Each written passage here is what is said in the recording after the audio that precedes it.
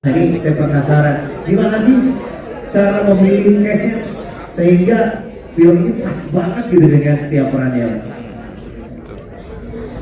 Ya, untuk menentukan cast ini memang diskusi panjang dengan produser ya, dengan Bu Erika, Pak Navin juga. Kita cari aktor terbaik Indonesia, bahkan mungkin Asia Tenggara sekarang. Karena dengan bergabungnya Bron Talarai juga. Harimau Malaya. Wow, Harimau Malaya. Begitu, kita memilih aktor dengan range acting yang tinggi, Yes. sehingga bisa memanipulasi ekspektasi penonton. Oh, keren sekali. Jadi pas banget setiap pemilihannya ya. Nah, Mas, satu lagi di pertanyaan saya, gimana tadi melihat respon penonton sampai ada yang tepuk tangan, betul nggak? Iya, gimana tuh Mas sebagai saudara dan juga berorganisasi? Saya nggak nyangka titik tepuk tangannya justru ketika memperlihatkan foto Lydia. Betul. Dia jadi semacam hero di film ini gitu ya. Saya nggak pernah sangka ketika menulis dan menggarap filmnya gitu. Reaksi tertingginya justru di situ, tiba-tiba muncullah hero baru seperti secret agent yang disusupkan dalam sebuah kasus gitu. Tiba-tiba dia menjadi hero dan itu menjadi kejutan buat saya. Bahwa ini diakhiri dengan sebuah perasaan yang berbeda lagi di saya. Oke, itu dia Mas Daniel Rifki, saudara juga penulis naskah. Teman-teman, silakan. Saya akan kasih kesempatan untuk Q&A ini. Silakan tunjuk tangan, nanti sebutkan nama. Yes, Tapi yang silakan. bagian Davina ada tepuk tangan jangan di posting dulu ya. Oh, iya. Itu belum boleh itu spoiler banget. Bagian Davina di reveal tuh nggak boleh di posting ataupun naik di pemberitaan dulu ya teman-teman ya. Itu dia. Bagian sensitif sekali di ending. Itu di vote ya, jangan dulu ditayangkan atau di up ya. Baik, silakan nanti tunjuk tangan, sebutkan nama dan media mana dan akan ditujukan kepada siapa. Silakan. Siapa dulu? Oke, yang sebelah sini duluan. Oh, itu udah pegang mikrofon. Silakan Mas. Halo, selamat malam. Perkenalkan saya Edi Pratoni dari Bioskop ID. Sebelumnya selamat atas film Gendam Malam Kali ini, sangat bikin saya takjub. Saya mau nanya ke Pak Brons. Untuk Pak Brons, peran di film ini kan terasa misterius dan powerful banget. Waktu pertama baca skrip, apa yang langsung bikin dibilang, ya ini gue banget di peran dalam ini. Terus yang kedua untuk Mas Arya Saloka, peran di Dendam Malam Kelam terasa begitu intens dan emosional. Apa tantangan terbesar yang dihadapi saat mendalami karakter ini dan bagaimana proses membangun emosi agar terasa nyata di layar? Terima kasih. Oke, langsung dijawab. Yang pertama dong. Mas Buran silakan.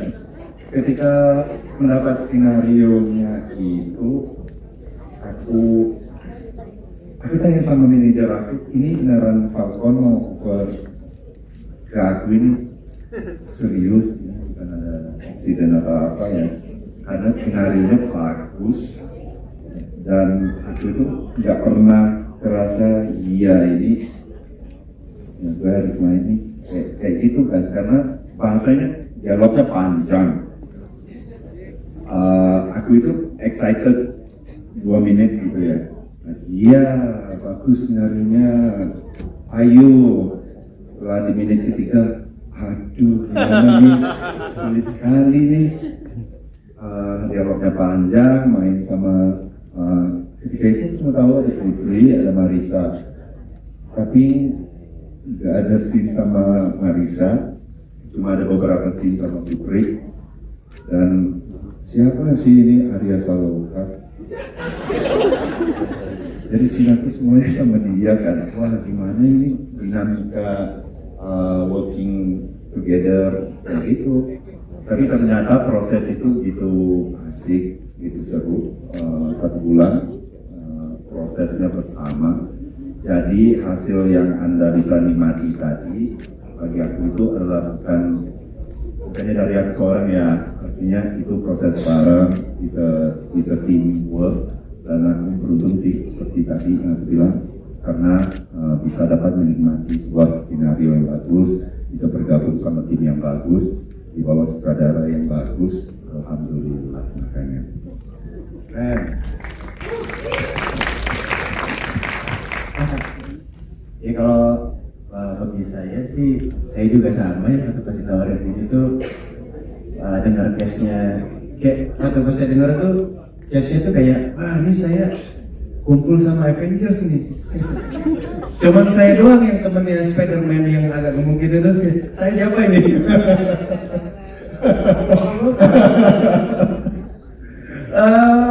Kalau yang menantang buat saya itu adalah ya itu makan kertas di toilet itu sangat menantang buat saya ya. Karena itu real memang saya makan karena ada beberapa salah miskomunikasi. Jadi ya itu menantang buat saya. Terus tadi apa lagi pertanyaannya? Membuat emosi yang ini ya, yang intens begitu ya. Ya karena readingnya juga buat saya sih alhamdulillah dapat waktu yang lumayan cukup dan hampir sebulan ya. Bener-bener kebanyakan berdua terus sama Bapak Arya. Jadi di situ setiap reading itu memang di hari ini kita menemukan A, besokannya kita udah harus menemukan sesuatu yang baru lagi, gitu. Dan selama di reading juga saya sudah ditekan terus ya sama mereka-mereka ini. Jadi saya oh gitu ya. Jadi sudah terbawa suasananya di syuting ya kan, apalagi saya selama syuting dibully terus sama Bapak Bron. Jadi memang udah ya udahlah, apalagi sama istri saya. Bener-bener saya merasa tertekan, jadi ya begitulah rasanya. Terima kasih. Oke. Buat saya jawabannya. Oke, siap. Mungkin ada lagi giliran teman-teman yang lain, silakan. Oke. Sudah nama dari mana dan ditujukan kepada siapa? Oke, selamat malam. Saya Fadli dari Indozone. Dan saya juga mewakili komunitas pencipta film crime thriller dari Detektif ID.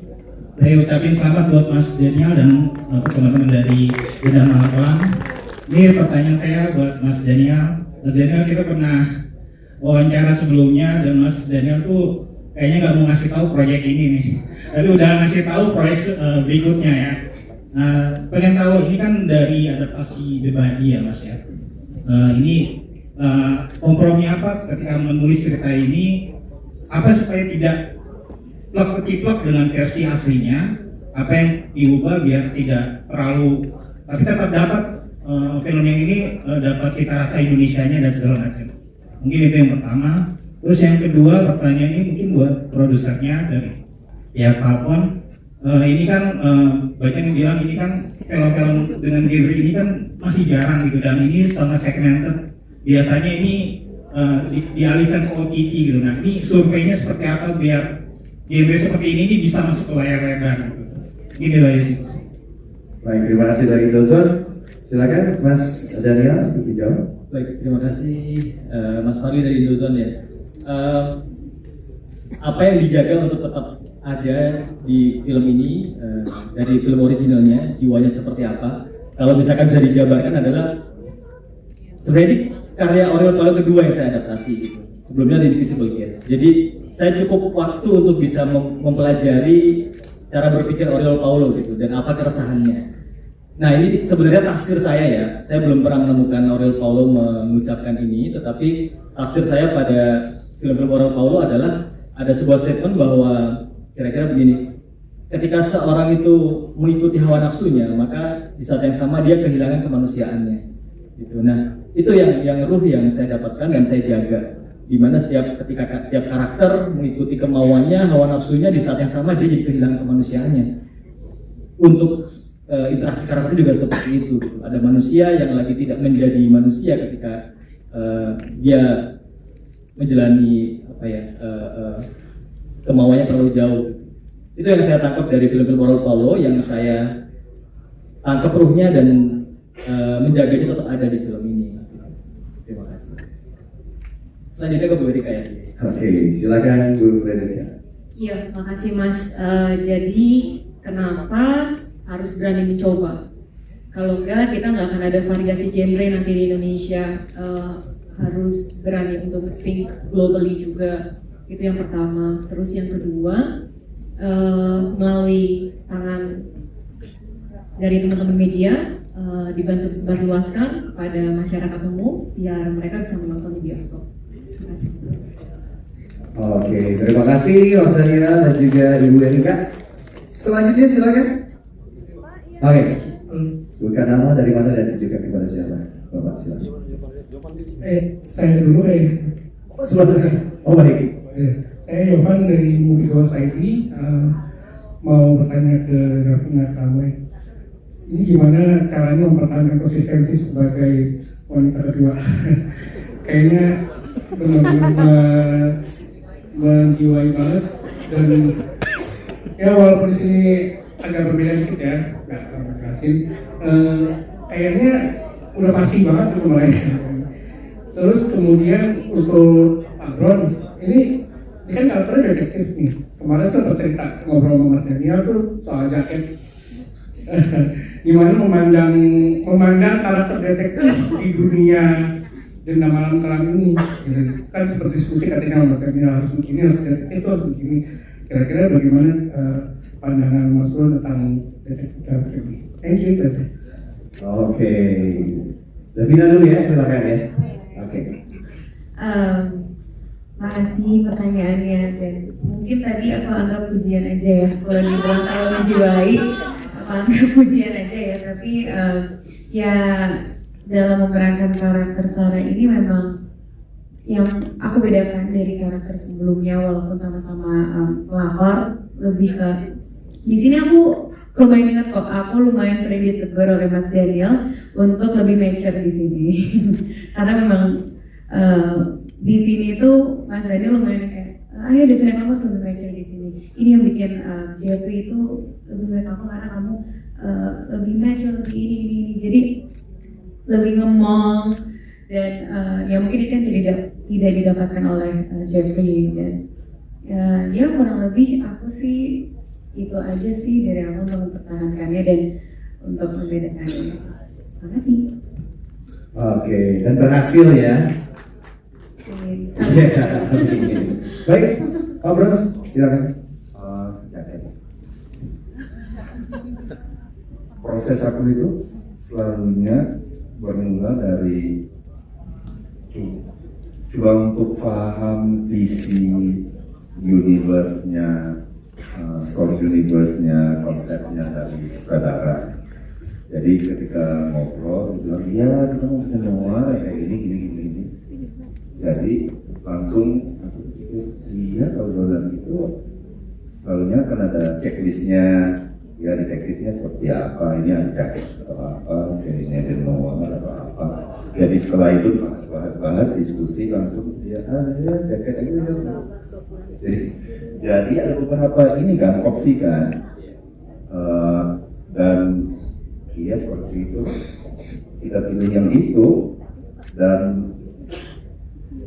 dan prosesnya itu yang bagi aku, kita itu coba mencari sesuatu yang istimewa buat penonton Indonesia, sesuatu yang original karena udah dibikin 3 versi nih. Jadi kalau kita mau adaptasi harusnya directionnya mau seperti apa yang mau di-improve lagi, dan mungkin ya jaket salah satunya. Jaket noir itu yang diingat tuh keywordnya waktu itu. Baik, begitu ya. Puas? Oke, ada lagi mungkin saya tidak menyangka tadi pertanyaannya dari seputar jaket ya. Jangan-jangan habis ini jaket ini bakal keren ya. Baik, silakan. Selanjutnya Pak. Oke, sebutkan nama dari mana dan juga kepada siapa. Terima kasih. Nama saya Yan dari Demi Film. Ya. Salut untuk Boy Palawai karena mengingatkan saya pada film terakhirnya aktor India besar Rishi Kapoor. Ya. Oke. Dan pertanyaan saya, setelah saya menonton film ini saya suka sekali Ibu Veronica karena ini adalah film thriller misteri detektif ya, yang memang jarang sekali dibuat di Indonesia. Tapi ada satu tokoh yang hilang dalam film ini yang saya agak bingung ya, kemana hilangnya tokoh ini. mayatnya pun tadi yang dilihat oleh Ayah Saloka kok berganti mayatnya, yaitu detektif Denny Agustinus. Ini kemana mayatnya? Apakah dihilangkan juga oleh Buan? Atau gimana ini detektif ini hanya khayalan atau ini saya bingung, saya masih belum tahu di mana hilangnya sang detektif penyelidik swasta yang disewa oleh Mbak Anita. Makasih. Terima kasih. Baik, yang akan jawab mungkin Mas Sutradara. Baik. Terima kasih Pak Yan. Salah satu yang menarik dari kisah misteri adalah ada misteri-misteri yang memang tidak semuanya terpecahkan gitu ya. Termasuk pertanyaan kemana dan Agustinus, siapa sebenarnya dia, apakah ada hubungan dengan karakternya Bron atau tidak gitu. Didatengin ke rumahnya, semua dijebol, mainnya juga hilang. Itu salah satu yang memang tidak terjawab, dan untuk revealing problemnya memang tidak perlu harus kita jawab.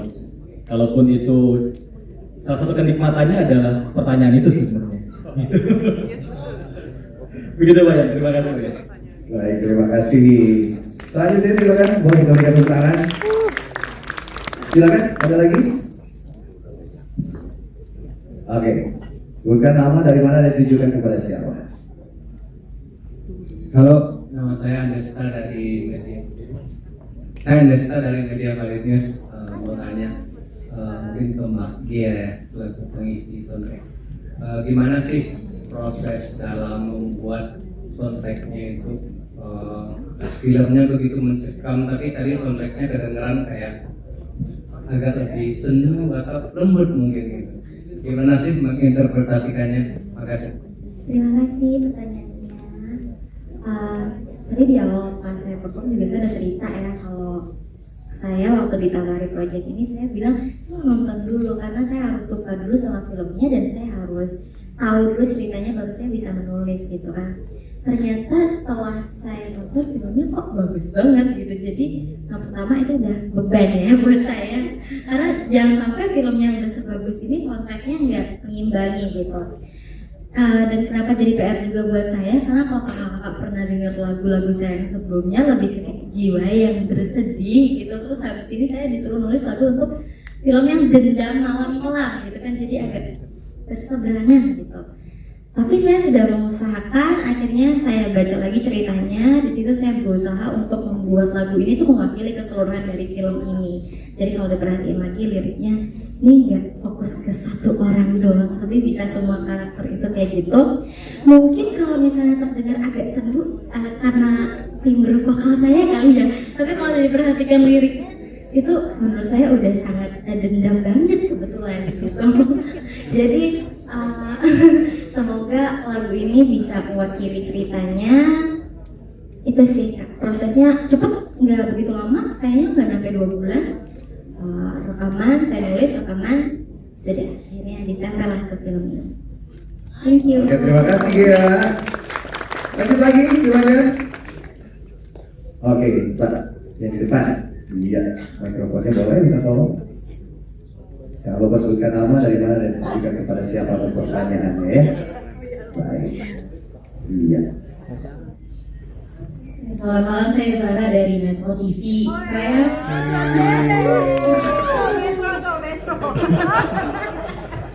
Saya mau tanya ke Mas Daniel Riki, apa sih yang membedakan film Dendam Malam Kelam ini dari film-film horor atau thriller yang lainnya di Indonesia? Terima kasih. Baik, terima kasih, silakan. Dari Metro TV, semangat banget Mbak Marisa. Nanti kelempar ke Mbak Marisa ya. Apa yang membedakan? Karena memang ini tidak sepenuhnya horor. Ini adalah crime mystery.